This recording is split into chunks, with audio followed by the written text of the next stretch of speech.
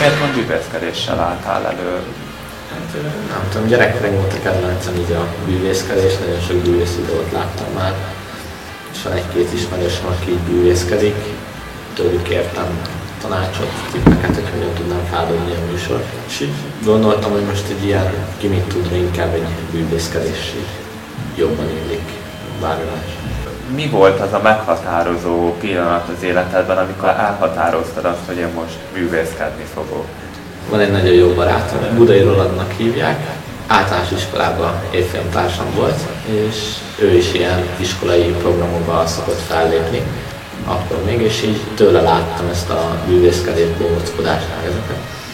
És megtetszett ez a dolog. Nagyon komoly szinten csinálja ezt a bűvészkedést, cirkuszokba is fel szokott lépni, meg hétvégen térrendezvényeken szokott szerepelni.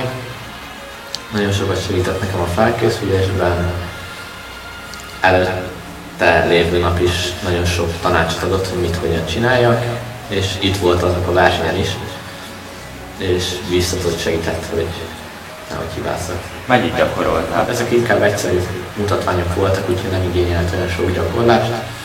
Nyilván ügyesség kellett hozzá, hogy meg tudjam csinálni, de lényegében egyszerű volt.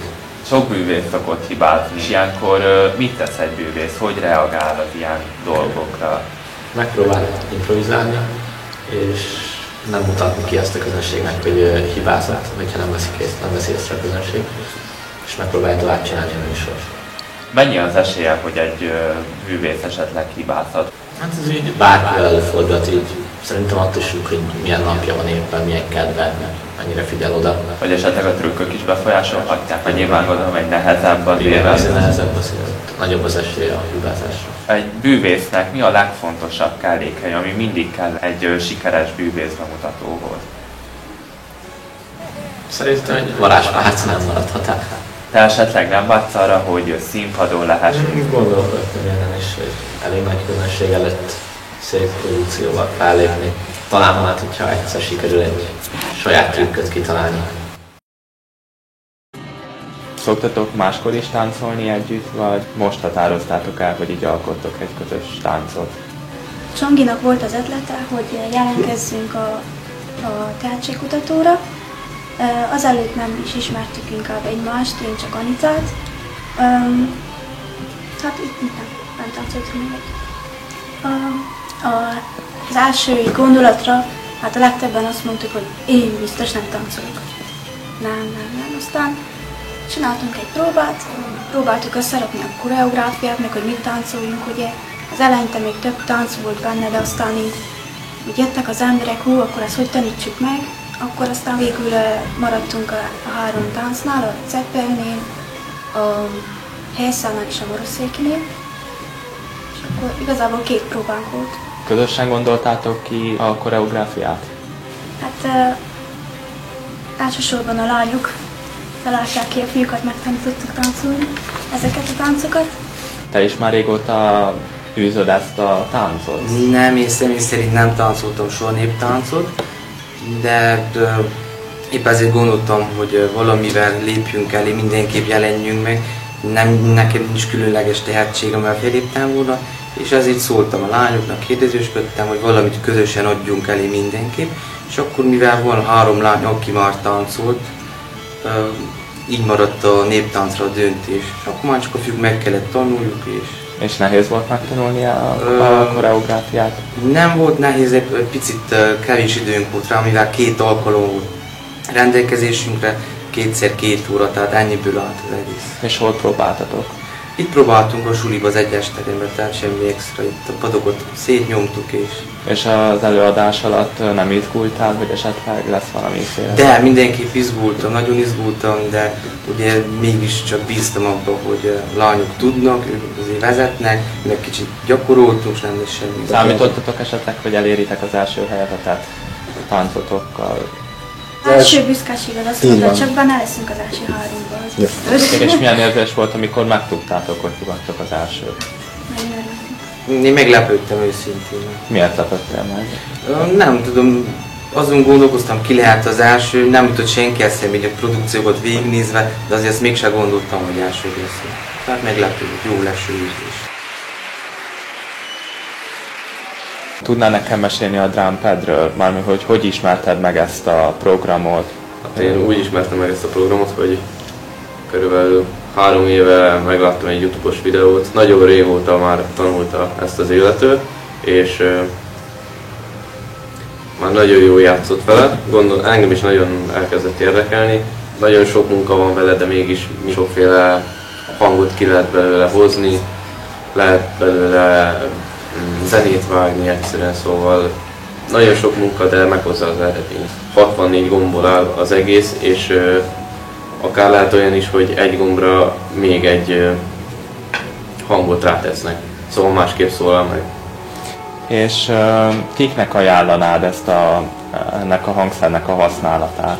Mindenképpen, aki szerintem zongorázott. Zongorázott? Ezek szerint zongorázni is tanultál? Igen, 2 évig. Van egy dal, darabokra vágják igazából, hangokra vágják, csinálnak hozzá fényeffektusokat magára a hangszerre, és úgy megnyomom azt a gombot, és azt az egy hangot fogja kiadni, amit én ráraktam. Amilyen dalokat előadtál, azt otthon begyakorlod, vagy rögtönzésképpen adtad elő ott a versenyen? Mindenféleképpen otthon begyakorlom, ez egy heten betelt, napi 5-6 órába. Ez a 3 darab dal, amit így megtanultam. Előfordulhat olyan eset is, hogy valaki csak rögtönöz, vagy ilyen egyáltalán nem létezik? Az teljesen lehetségesnek tartom, elképzelésem szerint.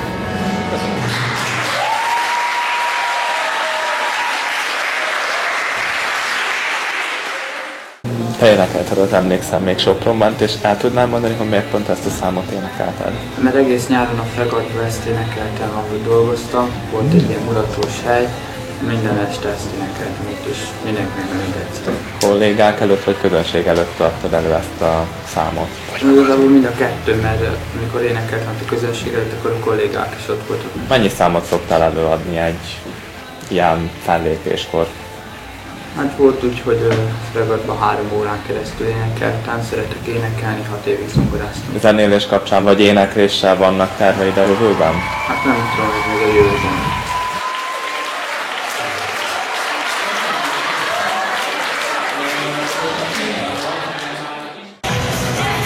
Hogy érezted magadat a verseny befolyása alatt? Én nagyon jól éreztem magam, tetszettek az előadások, úgy éreztem, hogy nekem is jó volt, legalábbis a lehetőleg többet adtam, amit tudtam. Nagyon sokat gondolkodtam rajta, hogy mit is adjak elő. Az utolsó pillanatban jutott eszembe, hogy én már 4-szer felléptem ezzel a tánccal. Ez egy flashmob volt, 4-szer felléptem, itt az iskolából hívtak, és hétfőn gyakoroltam egyik barátnőmmel, és nagyon jól éreztem magam. Ez a tánc nagyon mindig hozzám, úgy érzem. Milyen típusú tánc? Ez egy kampányra készült, a nők kiálljanak a férfiak ellen, hogy ne bántalmazzanak minket. A táncolás mikor tetszett meg neked? Én már régóta nagyon szeretek táncolni, én mindig is szerettem volna járni valahova, és így hobbiból szoktam néha barátnőkkel összejárni. Úgy érzem, tetszett nekik, bár ez egy olyan fajta tánc, ami többen szokás táncolni, mint ez egy flashmob. Úgy érzem, pozitív kritikákat kaptam, volt negatív is, elfogadtam, és legközelebb jobb lesz. És máskor is fellépnél ilyen versenyen? Bármikor, igen, szívesen. Nagyon-nagyon szeretek táncolni, és szerintem nagyon illik hozzám.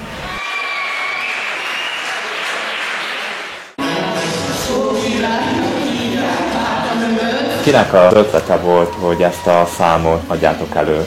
Hát ez teljes mértékben az én ötletem volt, ezt a partneremmel is megbeszéltük, úgy volt, hogy az előadás előtt még változni fog pár perccel, de úgy döntöttük, hogy inkább marad ez.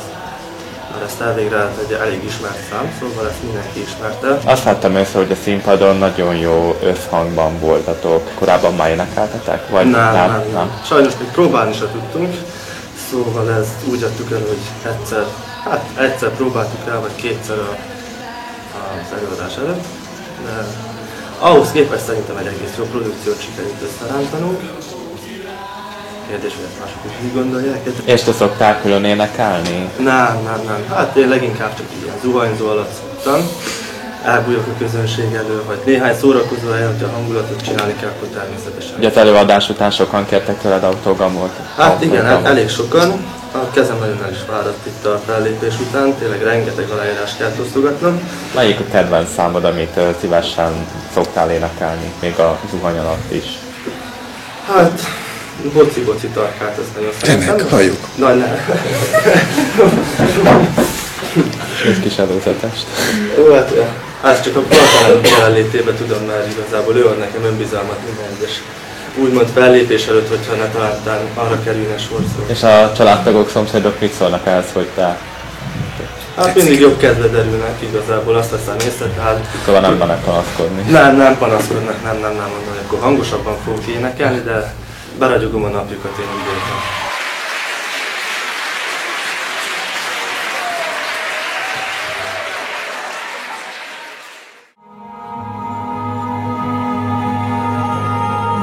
Szoktál esetleg máskor is bűvészkedni, vagy csak itt próbáltad meg a tehetségedet? Hát nem annyira, inkább csak hobbi szinten űzöm ezt a bűvészkedést. Most kollégiumba fogok fellépni. És nem izgulsz? Izgultam a fellépés előtt. Ugye 2 trükköt adtam elő. Volt a kendőeltüntetős, meg volt az úgymond szögre csapás. És azt a próbán nem sikerült nekem. Akkor úgy tűnt, hogy azt a trükköt nem tudom előadni. Úgyhogy amikor kihívtam a tanárnőt és megkértem, hogy összekeverje a poharakat, akkor izgultam a legjobban, mert akkor még nem tudtam, hogy sikerülni fog a trükk. Ugye említetted, hogy nem sikerült, de viszont az előadáson meg bravúros volt az előadásod, ez mégis hogy lehet, ezt el tudnád mondani? Igen, a próbánál nem csapok rá a pohárra, csak fölemelem a poharakat, mert ugye 10 poharat hoztam el, és hogyha leütöttem volna a próbánőket, akkor nem tudtam mivel előlépni. Milyen veszélyei lettek volna, hogyha nem sikerült volna a produkciód? 2 veszélye van, hogy nem tudom előadni. Amikor megkeverik a poharat, akkor már vagy elő tudom adni, vagy nem. Úgyhogy bármelyik pillanatban lemondhattam volna az előadást, vagy pedig rácsapok a szögre, az is benne volt a pakliban. Művészkedésed kezdetéről tudnál mesélni, hogy miért fogott meg ez a művészkedés, mióta csinálod? Még kiskoromban elmentünk egy rendezvényre, ott egy bűvész előadás volt. A bűvész kihívott a közönségből, belerakott egy ládába, engemet ott eltüntetett, és én nem is tudtam a trükkről, hogy mit csinál a bűvész. Utána kiszálltam a ládával, és anyáik mondták el nekem, hogy én eltűntem. Mi történt veled közben? Mindvégig benne voltam a ládában, úgyhogy nem tudom, hogy csinálta a bűvész. Vannak ilyen feltételezéseid, hogy mi lehetett a trükkje? Igen, van egy. És el is meséled nekünk? Szerintem az volt, hogy a ládát bemutatta a közönségnek, és a láda a felénél el volt választva, volt középen egy fal. Azt nem tudom hogy, de szerintem valahogy megforgatta a ládát a másik irányba, és kinyitotta a másik oldalát, és ott ugye látták, hogy üres volt. Én meg a láda túlsó oldalán voltam. Én ezt tudom. Mivel én kisgyerek voltam, ezért engemet hívott ki, nem volt egy olyan nagy láda, így nem volt feltűnő, szerintem, hogy félbe van választva a láda. A jövőre tekintve van terved a bűvészkedés terén? Egyelőre nincs, majd eldől. Otthon is szoktál foglalkozni bűvészkedéssel, vagy a barátaiddal esetleg otthon? Otthon nem annyira, inkább, hogyha elmegyünk valami szórakozó helyre, ez csőzás terén nagyon bevált. Hogy előveszem a hajából a kendőt például, nagyon máshol nem. És milyen hatással van ez a lányokra? Hát van akinek bejön, van akinek nem. Egyenlőre csak ezt a 2 tanulom. Még itt a kollégiumban is ugye fellépek, ezt is át akarom alakítani. Teljesen máshogyan fogom megoldani a 2 trükköt. A lényeg ugyanaz lesz, csak máshogy adom elő. Például nem a kezemből varázsolom elő, hanem mások hajából, mások zsebéből kendőt.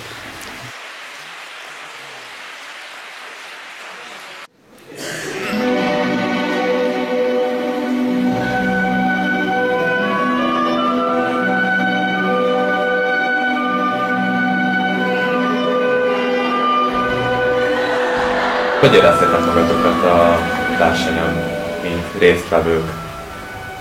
Hát nekem tetszett mondjuk így ez az egész, meg jó, hogy legalább az iskola szervezi ilyen napokat.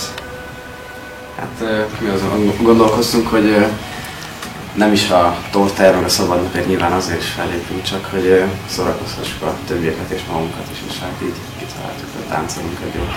És hogy éreztétek a közönség hangulatát? Hogy... Szerintem nagyon jó volt, tetszett nekik, igen. Hát mikor már bementünk, akkor simogattak, szóval...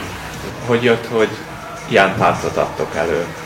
Ez igazából egy fogadás volt csak köztünk, hogy bemerjük-e vállalni. Én nekem volt az ötletem, ha mondom, hogy Mikivel biztos meg kell, hogy csinálnak. Mondom, miért nem?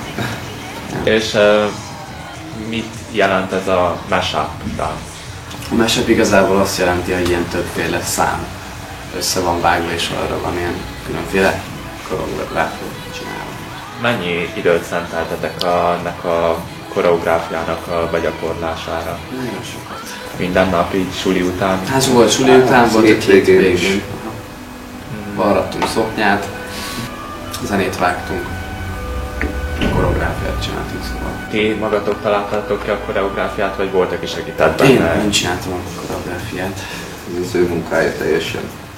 Hát azért segítettem benne itt-ott.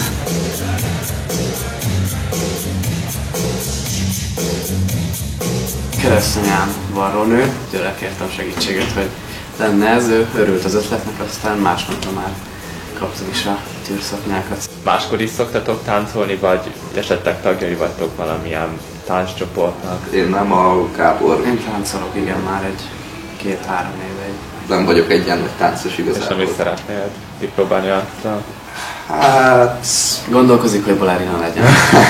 Otthon mindenkinek tetszett, mindenki nevetett rajta. Meg így bárki, aki látta a videó után minden. Volt olyan, hogy felültünk a McDonald's-ba, így ettünk, és akkor így odajötték, hogy fiú, ti nagyon királyok voltatok. Teljesen ismeretlenül jöttek oda, nem is ismertük őket. És szeretnétek, hogyha máskor is lenne esetleg ilyen az iskolában? Ja, hát igen. Jó. Szalagavaton Gábor, te föl fogsz valamilyen produkcióval, tánccal lépni a... Hát tervezem. Igazából ez úgy jött, hogy olyan 2-3 éve apukámnak az egyik munkatárs, egy oktató az Egyesületbe, és akkor ő mondta, hogy mindig, hogy menjek el, mert hogy ez egy jó kiállásom, és hogy próbáljam meg. Én meg mondtam, hogy szerintem nem, mert ez nem olyan férfias, és akkor bementem. És akkor így basszus, ez nekem tökre tetszik, és akkor is így azóta ezt így megszerettem és csinálom. Mindig megyünk fellépésekre, most is megyünk majd most vasárnap a adventi fellépésre Balatonfüredre, meg mindig szoktak lenni ilyen annabáli fellépés. Vannak rajongóid? Rajongóim? Hát még nem nagyon vettem észre. Bár lehet, hogy ezután a balerinás után lehet, hogy a suliba páran utánom szóltak. Már volt olyan, hogy de itt ez a csaj.